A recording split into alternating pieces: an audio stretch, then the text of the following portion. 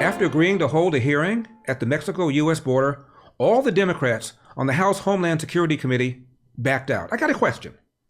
What about illegal immigration's impact on Black Americans? Professor Briggs testified before the Civil Rights Commission. We had a whole host of people testifying before the Civil Rights Commission. The one cohort, the one demographic in the United States of America most harmed, most palpably harmed by illegal immigration are Black Americans. And politicians, open borders politicians know this. They know this because there have been numerous hearings before Congress on this. I've testified in a number of these hearings. George Borjas has testified in a number of these hearings. Stephen Camarada has testified, and we've presented all of this evidence, all of this data, that the pernicious effect of illegal immigration, of open borders, has had on Black Americans in terms of employment. Nearly 1 million fewer blacks work today because of the competition from illegal immigration than otherwise would be the case if we had a secure border. And it also depresses wage rates by a tune of $1,800 a year. George Borjas estimates that the depressive effects of illegal immigration on wages is anywhere from $99 billion to $118 billion annually, cumulatively, but it has the most significant effect on the Black community. My next guest is a seventh-generation American, business consultant, Newsweek contributor, with commentary featured on Fox News, Hill TV, Breitbart, The Griot, Politico, and more. Please welcome Pamela Denise Long. Pamela, the Democrats are the party of inner city, the party of people of color. Yet they're also the party of open borders. Is there a bit of a contradiction here, Denise? Yeah, thank you for having me on the show, Larry. I appreciate it. You know, the Democrats are a party of contradictions. When we say we are a party of people of color, I shouldn't say we because I'm not a Democrat, but when they say they are a party of people of color, I think they mean people of color from outside the United States. They mean people of color who are not Black. The Democrats are very proficient in co-opting the legacy of Black Americans in order to shoehorn all of their interest groups into a legitimate, human rights or civil rights position. And this is no exception when it comes to open borders and immigration. Denise, I think what happened is the Democrats, including Black Democrats, had made a calculation, and that is that the more illegal aliens who come into the country from our southern border, Hispanic, are going to vote for the Democratic Party. And that's the calculation that they've made. If I've said this many times, if illegal aliens turn legal residents, turn citizens, turn voters, vote Republican, Denise, you and I would not be having this conversation. Yeah, and see, that's the fallacy of it. So they've made a gamble is what they've done, and that gamble hasn't paid off. So we've had this sort of an amnesty / open-ish border situation since the 80s, right? And what we've seen is that there is a split in how Hispanics vote, and the longer they're here, the more likely they are to support immigration moderation. And the reason for that is immigration moderation is just sound public policy. And I have to also address the ways in which Black Americans side with Democrats in this issue and seeming to not really parse out the way the Democrats' position on immigration undermines Black Americans. You know, Democrats can't get elected if it isn't for the Black vote. They don't want to tell you that, right? They want to act like the Hispanic vote is the focus, but the reality is Black Americans are the swing vote. And as your video clip showed, that open borders policy has undermined Black Americans economically, educationally, in terms of, you know, all of the real metrics from a socioeconomic perspective. We are now the third largest group in the United States, second to Hispanics, and that is only because of immigration, and that is after 1980. And that's significant in terms of our political power.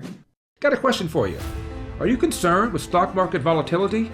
Markets closing in on their worst year since the financial crisis. Since 2020, the Dow closed down more than 1,100 points. Financial markets had their worst day since the start of the pandemic. Do you really trust this economy? The U.S. economy could be headed for a recession. Tonight, the alarming spike in inflation soaring to its highest level in nearly 40 years. What if you can invest in a portfolio with a high fixed rate of return that's not correlated to the stock market?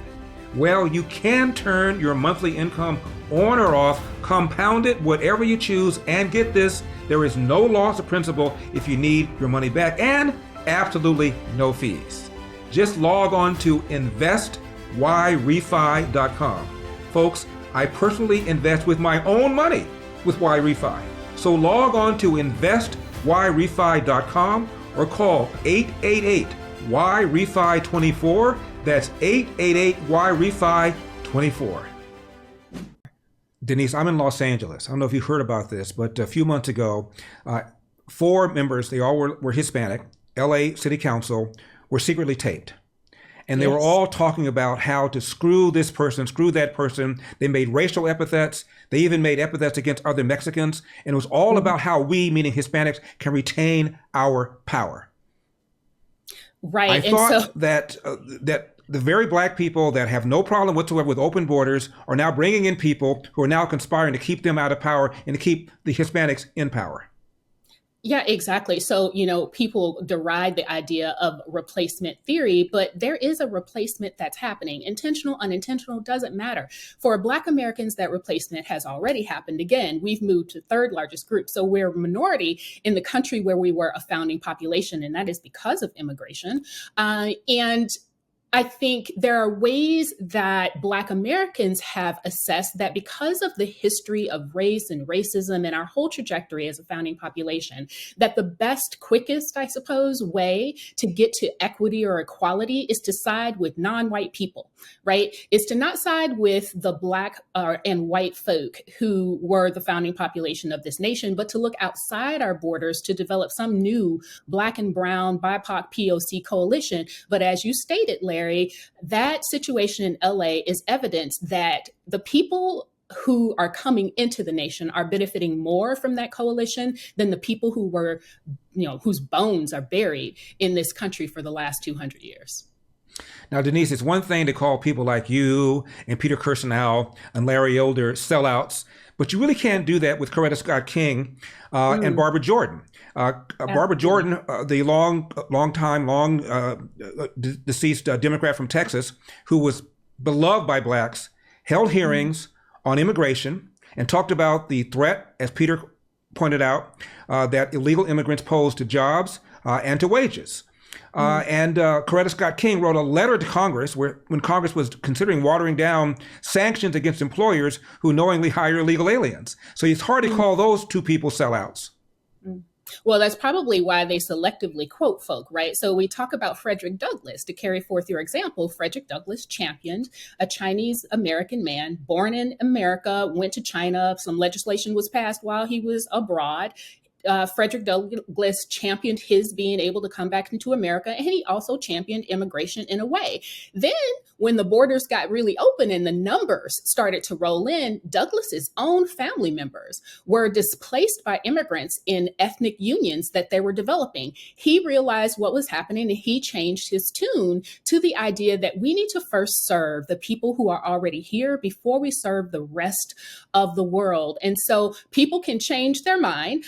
Fortunately, Mrs. King and Honorable Barbara Jordan saw it for what it is. And Douglass was quite a while ago, so he didn't have the benefit of all of that history that we do now. So immigration moderation is the way that Black Americans need to be looking forward, because we do not have another country, and we really need to make sure that our home is secure for and by us. Denise, I agree with you that people can change their minds, provided they are aware of the facts. Since Biden has been in office, some 5 million illegal aliens are now in our interior. And 2.5 million just came in 1 year. There was a poll where people were asked, how many illegal aliens came in the country last year? Most people said 250,000. They were off by a factor of 10. Because if you watch Fox News, and I do, and there's a guy named Bill Malugin who does reports all the time with videos showing the porous borders, and then I cut on CNN and I cut on MSNBC, nothing. So most people, at least on the left, are completely oblivious to how many illegal aliens have come in the country since Biden has been in office.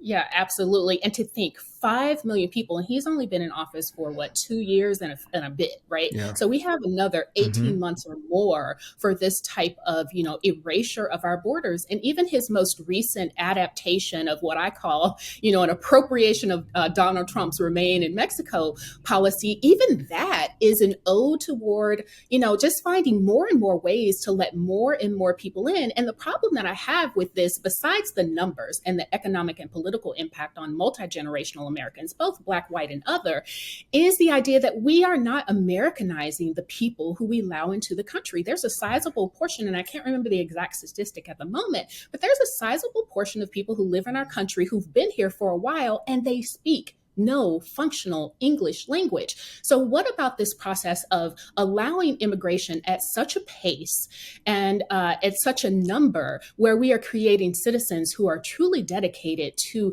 America as we've woven it, rather than creating countries within our country? Pamela, Denise Long, thank you so much for coming on. God bless. Thank you. I appreciate it. When we come back, does the Albany, New York school district have a secret trans agenda for middle school? Now, be sure to hit that like button because I know you like the show. And make sure you subscribe as well. And scroll down and get on our mailing list because, believe it or not, for reasons that I don't quite understand, from time to time, YouTube has issues with our videos. To make sure you never miss one, get on our mailing list. And you see that donate button? Hit that. Throw a little something in the tip jar to make sure we can still give you hard-hitting, honest programming. Remember, LarryWithEpoch.com, LarryWithEpoch.com.